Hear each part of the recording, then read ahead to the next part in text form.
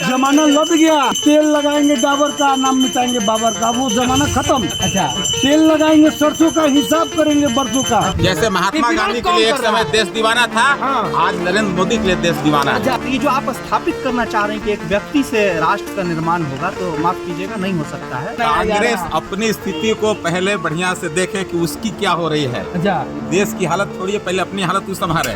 कांग्रेस को लड़ना मोदी से था, लड़ सब अपने में रहा है। नरेंद्र मोदी जी के आने के बाद 2014 के बाद मुसलमानों की स्थिति बहुत मामलों में बहुत सुधरी है। 5 किलो अनाज में 140 करोड़ देशवासी है। और सब हम लोग उसी के लिए जो देश धर्म और राष्ट्र की बात कौन करेगा। नेता है आपका, खुलकर बताइए ना महोदय। तो एक समय स्वतंत्रता आंदोलन के समय में महात्मा गांधी के पीछे पूरा देश था। अच्छा। और उनके एक आह्वान पर पूरा एक रास्ते पर सब चल पड़ते थे। वो या तो मोदी को लाना है या तो मोदी को नहीं लाना। एक वक्त में लोकतंत्र की बात होती थी, एक वक्त में डेवलपमेंट की बात होती थी, विकास की बात होती थी। तो बोले कि 450 रुपए कड़ुआ तेल कहाँ बेचा रहा है? 450 रुपए कड़ुआ तेल बताइए हमको जरा। कांग्रेस बोल रहा है कि 450 पार वो तेल का दाम बता रहा है, लोग करुआ तेल का ठीक दाम। है, वो तो समय बताएगा कि किसके दिया में कितना तेल है। अच्छा, अब आज मोदी है, कल को और होगा। हम जान रहे हैं कि हम 40 को 40 हारेंगे, इसलिए वो अपना मनोबल बढ़ाने के लिए बोल रहे हैं कि मैं 40 से जीतूंगा। असली किसान कौन है और नकली भेषधारी किसान कौन है? सब मुसलमान कोर्ट के मोदी जी को वोट देना चाहिए। अच्छा, भारत भर के मुसलमान को मोदी जी को वोट देना चाहिए। अब बाकी अपना समझे कि किसको अपनी सरकार बनानी है, किसको अपनी सरकार बिगाड़नी है। नरेंद्र मोदी जी के आने के बाद 2014 के बाद मुसलमानों की स्थिति बहुत मामलों में बहुत सुधरी है। आप बोलिए 450 रुपया का कड़ुआ तेल है। राहुल गांधी क्या क्या बोलते हैं और जनता उसके बारे में अच्छी तरह से जानती है कि उनका मानसिक संतुलन क्या है, वो कब क्या बोल देंगे उसका कोई ठीक नहीं। कब अपने बहन को कैसे पकड़ लेंगे, क्या करेंगे उनका कोई। अब की बार कई प्रकार के मुद्दों को लेकर सारी पार्टियां इस क्षेत्र में उतर रही हैं। अभी यह काराकाट का लोकसभा क्षेत्र है, डेहरी का। तो आप जी एक बात बताइए, कहीं ना कहीं अब की बार जो देखा जा रहा है, कई नेता पहुंच रहे हैं जिनको कभी देखा नहीं गया था। उन नेताओं का स्वागत किस प्रकार हो रहा है? स्वागत तो होना चाहिए कि लोकसभा का चुनाव प्रधानमंत्री का चेहरा देख के होता है। अच्छा, और प्रधानमंत्री के नाम पे कुत्ता बिलाई कोई जीत जाएगा। मतलब प्रधानमंत्री का पार्टी जिसको भी भेज देगा आप उसको वोट दे दीजिएगा। जनता में देखिए यही आप सवाल ये है कि आप जनता के एक व्यक्ति से सवाल पूछ रहे हैं कि जनता के प्रतिनिधि से सवाल पूछ रहे हैं। हम लोग जनता के बीच रहते हैं, जनता के माहौल को समझते हैं। देश को 2 धड़े में बांट दिया गया। आज का पूरा चुनाव जो है ना लोकसभा का, वो या तो मोदी को लाना है या तो मोदी को नहीं लाना है, इसी कॉन्सेप्ट पे है। तो इन चीज़ों के बीच तमाम तरह के मुद्दे जो हैं बहुत फीके रह गए हैं। एक वक्त में लोकतंत्र की बात होती थी, एक वक्त में डेवलपमेंट की बात होती थी, विकास की बात होती थी, एकता की, अखंडता की, क्षेत्र की, एजुकेशन की, स्वास्थ्य की, तमाम तरह बातें होती थी। लेकिन आज के डेट में जो सवाल है कि सिर्फ मोदी को लाना है कि मोदी को रोकना है, ये लोकतंत्र का इससे भद्दा मजाक नहीं हो सकता है। और ये दोनों तरह के लोग, दोनों तरह के दल के लोग जो ये भद्दा मजाक बना रहे हैं, आज मोदी है, कल को और होगा। तो ये जो आप स्थापित करना चाह रहे हैं कि एक व्यक्ति से राष्ट्र का निर्माण होगा, तो माफ कीजिएगा नहीं हो सकता है। ये 133 करोड़ भारतवासियों से ये राष्ट्र का निर्माण होता है। बाबा भीमराव अम्बेडकर के दिए हुए संविधान से राष्ट्र निर्माण होता है। अगर इसके विपरीत आप कुछ पूछना चाहते हैं जो इंटरेस्टिंग हो तो जरूर सवाल पूछिए। चलिए, आपसे भी सवाल का जवाब हम लेंगे। बहरहाल एक बात बताइए, कहीं ना कहीं चुनाव आ चुका है और जिस प्रकार स्वराज जी ने कहा कि ऊपर से जो डिसाइड हो जाता है कि इसको जिता दीजिए, तो उसी को आप लोग जिता देते हैं। जी, इस विषय में मैं कुछ विशेष चर्चा नहीं करूंगा, लेकिन मेरा एक ही निवेदन रहेगा आपके चैनल के माध्यम से कि मैं तो इस चुनाव में वोट दूंगा और सबसे अपील करता हूं कि अपना वोट दें। हम यही कहेंगे कि अपना मत जरूर दें। सभी वर्गों के लोग जाकर के अपने समय से अपने मत को दें। और ये लोकतंत्र के महापर्व में अपना मत देना बहुत जरूरी है। जो हमारी देश, धर्म और राष्ट्र की रक्षा करेगा, मैं उसके साथ खड़ा रहूँगा। तो राष्ट्र भक्ति के प्रेमी हो चुके जी जी, और राष्ट्र के लोग को 5 किलो अनाज पर मुहा दे रहे हैं। आप उस 5 किलो अनाज वाले पार्टी के बारे में 5 किलो अनाज में 140 करोड़ देशवासी है। और सब हम लोग उसी के लिए जो देश, धर्म और राष्ट्र की बात कौन नेता है आपका, खुलकर बताइए ना महोदय। खुलकर क्या बताएं? बता तो रहे हैं कि एक ही तो है हमारा। कौन नेता है? यशस्वी प्रधानमंत्री श्री नरेंद्र दास मोदी जी। अच्छा, नरेंद्र जी में क्या खास है? भी देखे मैनिफेस्टो पढ़े, कांग्रेस का भी नया पत्र आया हुआ है। वो पत्र नहीं है, वो तो कांग्रेस बोल रहा है कि 450 पार वो तेल का दाम बता रहा है, लोग करुआ तेल का ठीक दाम। है, वो तो समय बताएगा कि किसके दिया में कितना तेल है। अच्छा, अब दिया में तेल ना जी जी, अब वो जमाना लद गया हाँ। कि तेल लगाएंगे डाबर का, नाम मिटाएंगे बाबर का। अब वो जमाना खत्म। अच्छा, तेल लगाएंगे सरसों का, हिसाब करेंगे बरसों का। अच्छा। जी मतलब इस मानसिकता से आप जी जी जी, हाँ। जो राम को लाए हैं हमको उनको लाएंगे। राम को कौन लाया? राम ने तो पूरा सृष्टि बनाया था। राम ने पूरा सृष्टि बनाया था, राम मेरे आराध्य हैं। हाँ। लेकिन 505 आप मानते हैं कि कोई इंसान भी राम को ला सकता है? नहीं नहीं, हाँ। जो राम मंदिर का निर्माण करवाया, जो आज के डेट में जो हमारे यशस्वी प्रधानमंत्री है, हाँ। उन्होंने 500 वर्षों का जो रुका हुआ था, हाँ। वो आज जो सरकार आया उन्होंने ही पहल करके अच्छा, राम मंदिर का शिलान्यास चलिए कराया। आपने राम मंदिर के नाम पर लेकिन वोट दिएगा। यह राम मंदिर किसी व्यक्ति विशेष के पैसे से नहीं बना है, पूरे देश भर में 140 करोड़ राम भक्तों के पैसे से चलिए बना है। 140 करोड़ राम भक्त। जी जी, चलिए, आप क्या मानते हैं? कुछ सोचा देश का आपने बच्चा क्या है? बच्चा राम का।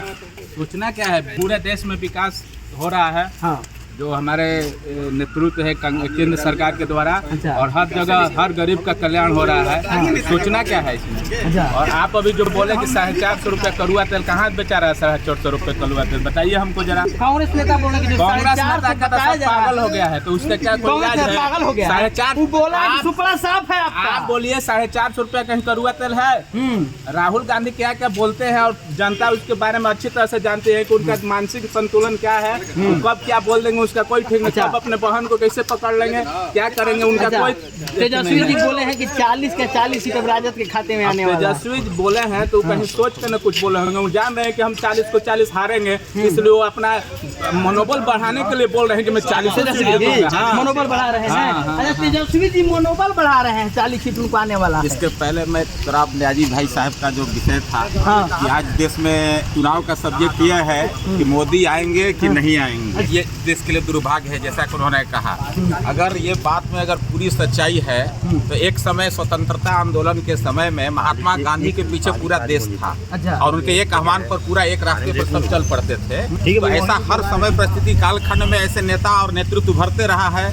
जब देश दीवाना हो जाता है उनका, तो आज निश्चित जो है यशस्वी प्रधानमंत्री नरेंद्र भाई मोदी के लिए देश उसी धारा पर चल रहा अच्छा, है। देश दीवाना और हुआ है कि कोई विशेष धर्म दीवाना हुआ? नहीं, पूरा देश दीवाना पूरा है। देश दीवाना जैसे है। महात्मा फिर गांधी के विरोध लिए एक कौन कर समय रहा है? देश दीवाना था, हाँ। आज नरेंद्र मोदी के लिए देश दीवाना है। अच्छा, पंजाब के सड़क पर किसान आपको नजर नहीं आता है? सब कुछ नजर आता मणिपुर आपको नजर है, नहीं लेकिन आता है। उनके चाल को भी दुनिया देख रहा है। असली किसान कौन है और नकली भेषधारी किसान कौन है, अच्छा। इस सच्चाई को भी उजागर होते हुए हम लोग देख रहे हैं अच्छा। आप ही लोग के द्वारा। अच्छा, बिहार में अब की बार क्या होने जा रहा है? 40 सीट को लेकर लगातार देख रहे हैं कि लालू जी, कम्युनिस्ट पार्टियां, कांग्रेस सब एक खुद उसका है। एक जवाब है हाँ। कि देश आज एक धारा में बह रही है। जैसे कभी स्वतंत्रता आंदोलन में एक धार पर चढ़ कर करके अब देश को स्वतंत्र किया था। दूसरा स्वराज अब इस देश में फिर से एक बार स्थापित होने वाला है। अच्छा। और इस देश का पुनर्जागरण तो 10 एक साल से कर्णधार क्या के हो रहा हाथों था? में है। नहीं, 2 टर्म मोदी जी रहते, 10 साल से देश आपका स्वराज बहुत बड़ा बड़ा काम हुआ, हाँ। इतना बड़ा बड़ा अभियान सफल हुआ, इतना कांग्रेस बड़ा बोल रहा है कि काम हुआ। 5 किलो अनाज प्रदेश के लोगों को उल्लू बनाया जा कांग्रेस रहा है। अपनी स्थिति को पहले बढ़िया से देखे कि उसकी क्या हो रही है। अच्छा, वो देश की हालत छोड़िए, पहले अपनी हालत तो संभाले। उसका हालत अपने दिन पर दिन जो है चौपट होते जा रहा है। कांग्रेस अपनी स्थिति को देखे तो आपको नहीं लगता है कि मोदी जी के विरोध के लिए भी कोई विपक्ष के पास कोई नेता नहीं है? मैं सही सहमत है इस बात से। कांग्रेस को लड़ना मोदी से था, लड़ सब अपने में रहा है, तो ये भी एगो दुर्भाग्य है। हाँ।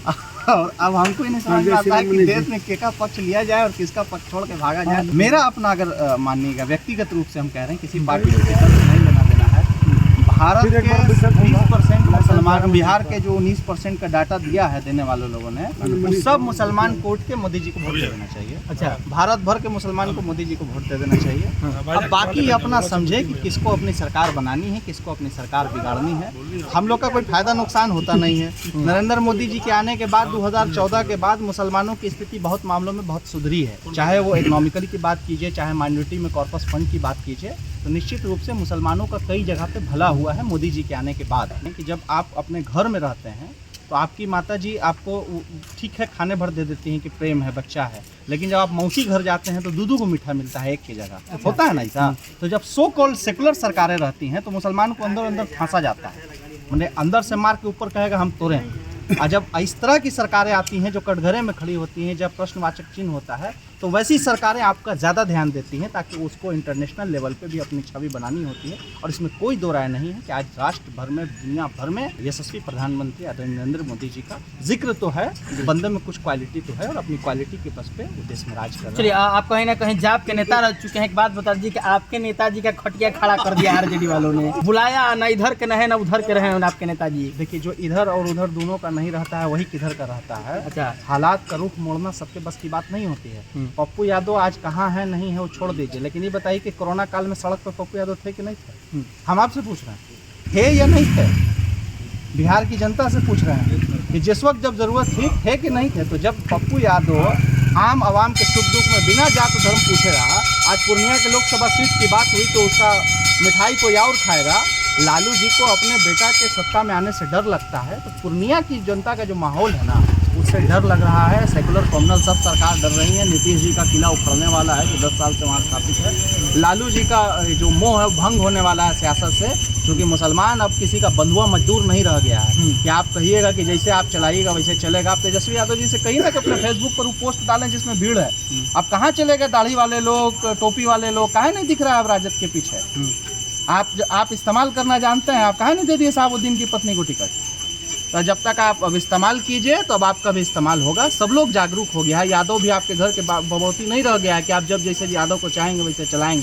सब अपना अपना देख रहा है, सबको अपना अपना देखना चाहिए। देश उसमें बहुत ज़्यादा चिंता नहीं करना है। घर पे रहिए, आराम से रहिए, प्रेम से रहिए। आने वाले पर्व को सेलिब्रेट कीजिए। कोशिश कीजिए कि बच्चे को एजुकेशन की तरफ माइल हो, ताकि राष्ट्र निर्माण में आपके परिवार का कोई सहयोग हो। तिलोथू और रोहतास जिला का सबसे अच्छा कंप्यूटर संस्थान IIT कंप्यूटर स्वर्णकार गली तिलोथू, जहां मात्र 1000 रुपये महीना देकर के आप कंप्यूटर सीख सकते हैं। तो जल्द ही एडमिशन कराएं।